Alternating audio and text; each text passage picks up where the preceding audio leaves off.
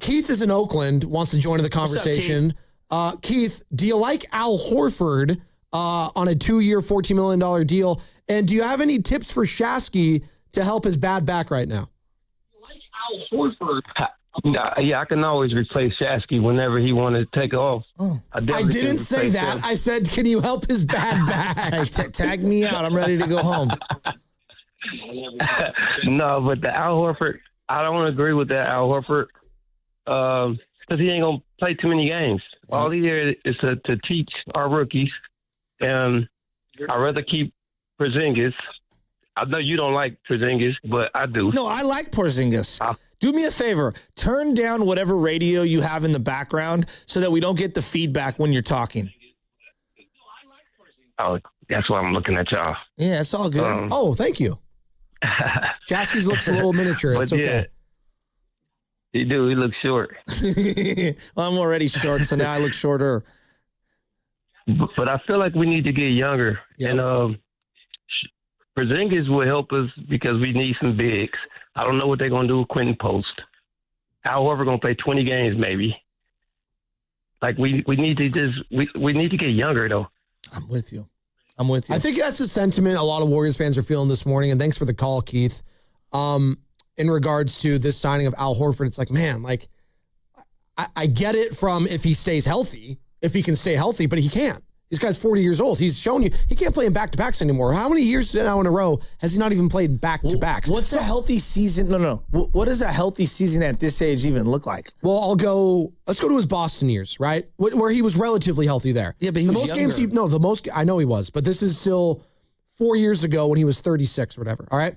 Even then, no, Joe, hold on. 2021, 2022, right? 63 games. 69. Played in 69. I was like, okay, almost 70 games. Okay. And then it was 63, 65, 60, and then last year was the fewest games he had played, going back to a decade plus. So it's clearly been tapering down. Yeah. Over a 5-year period. So what's a reasonable, healthy season look like? 55 games at this point? Probably. Okay. But would I be taking the over on that? No. I wouldn't feel good about it. I would not feel good about taking the over. And I want to make this clear because I don't think I've made it clear in my argument about Al Horford in this contract.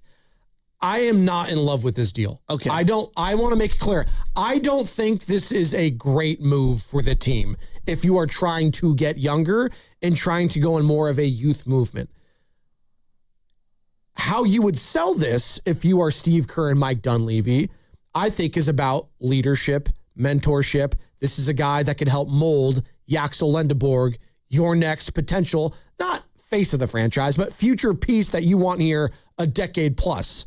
He has history, clearly, with the Dominican background, his dad playing with Yaxel's dad, et cetera, et cetera. Like, there's history there. Okay, I understand that.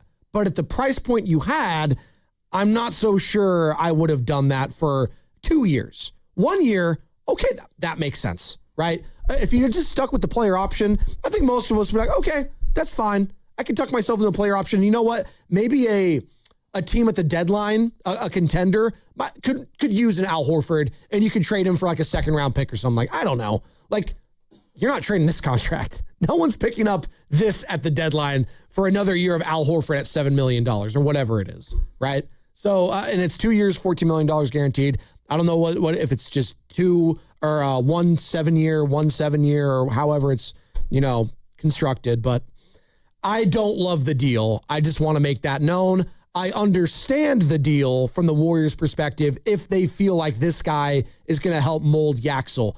But didn't you draft Yaxel Lendeborg because he is already NBA ready? He's going to be 24 years old, and he doesn't need this extra seasoning and help from a guy that might be 19 or 20 or just getting into the NBA is a little more raw. So, like, you see what I'm saying? Mm-hmm. And also, what does this signify? Does this signify that Dre's back? Does this signify Dre's back on a 2-year deal? Does this signify Kristaps is back? Does this signify that Kristaps is back on a 2-year deal? Right? Like, I think I will have a better framing of what this signing means after these other decisions come down.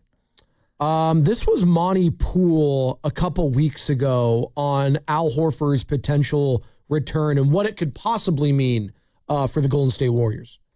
I spoke to someone yesterday about Al specifically, and he said, "Give me a couple days." Oh, wow. He said, "Give me a couple days," and I think with Al, it's more of not whether he'll play for the Warriors; it's whether he'll play at all. Oh, I sense that if he decides to come back, that it would be for the Warriors. But I think Al, and he sort of indicated that when at the end of the season, that he wants to take some time and sort of figure out his future. And that, to me, means he just turned 40. He just turned 40, and he got rewarded with a 2-year, $14 million contract. And just from the calls, from the text line, I don't see anyone loving this deal. Does anyone love this deal for the Golden State Warriors? Can you explain why this could be beneficial to the Golden State Warriors in the future? 888-957-9570. I think it's more what it represents, not Al the player. No, that's what I want to make clear. We don't dislike the person. I think everybody likes him. Yes, exactly. But it's what it signifies, and I think what it signifies is retirement tour, but not just for 1 year, two. It's not that's the thing. If it was just a 1-year deal, it's fine. Honestly, Joe, if they just ripped up the contract, the player option, he declined it, and it was a 1-year, $14 million deal, would you be as upset? Yeah, who is giving him $14 million a year? You'd be more upset than if it was, okay. Gillespie just got $12 million a year. I'm just asking the question. This is a salary capped league. No, it seems like we're more upset that it's just a 2-year rather than a 1-year deal. We're talking about talking LeBron into a 1-year, $15 million deal. That's not happening. I understand that, but listen to the absurdity of what we're discussing. Hey, LeBron, play for 15. Horford for 1 for 14? Yeah. Well, Horford's part of an elite club like LeBron James. Only 13 players ever played 20 NBA seasons. That's a fraternity that you'll just never know. Sean in Oakland. Hey, Sean, do you like this Al Horford deal? Good morning. Good morning. Thanks for taking my call. I'm not in love with the deal, but let's think about it, though. You know, that's $7 million a year. What is that in the NBA? That's like peanuts, right?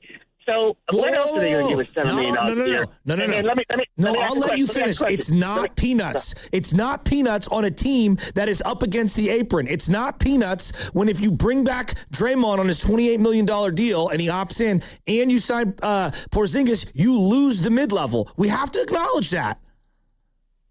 Okay, good point. So let me go back to the beginning of the 21-22 season. We brought back Iguodala. You signed him for maybe a year or 2-year deal, but he was here the 21-22 season and the 22-23 season. And so it's a similar role. How much do we pay Iguodala for that similar role to come back and mentor youth and to play sparingly? I know he played a little bit more 21-22, but, compare Iguodala's 2-year run with this 2-year potential run with Horford, and let's see what the dollars and cents say. They were 5 years younger. Thanks, Sean. Sean, they were 5 years. We got to stop talking about 2022. I mean, it's 4 years removed. And the team was totally different. Expectations were totally different. And again, that turned out into being, in a makeshift way, a kind of a mentorship role for Iggy at the end. Like, he was a guy on the bench. There's that famous meme of him, clapping at Andrew Wiggins, telling him to get over here. Right? Like, that was from the NBA Finals. That was Iggy on the bench. Get over here. There's no such thing as a peanut contract in the NBA in the new CBA market. No. There just isn't. Like, it's a domino effect. This thing that, you could pay anyone anything no, you're absolutely wrong. Absolutely wrong. By the way, when you could do that, Joe? You know when you could? Back in 21-22. Correct. When the CBA wasn't as penal. Correct. You asked for Mike Dunleavy sound at the season-ending presser earlier. Yes. Talking about, adding athleticism, getting younger. This is what Mike said just a month ago, people. Mike Dunleavy addressing the media when the season was over. Yeah, I think the top priority is to take care of the ball, limit turnovers. And then after that, we'll try and get better in every which way. We took the most threes in the league last year, so definitely want to have as many guys as we can that can make shots. Athleticism helps for sure. I mean, having 2 wings like Jimmy and Moses, they're not going to be out. That will be out to start the season. That's a huge hole, and generally your most athletic position. So, yeah, I mean, we'll always look to add athletically, length, size, skill, all those things. But yeah, I mean, watching the playoffs, you learn a lot. You see these teams where they're at, where you need to go, and it's good to see. It's good to see. Here's more. So you're a year older, a year stiffer, a year less athletic.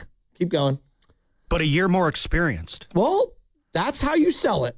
That's the only way you can sell this to me. They've been selling me that for 4 straight years. Literally, no one's buying that anymore. Yeah.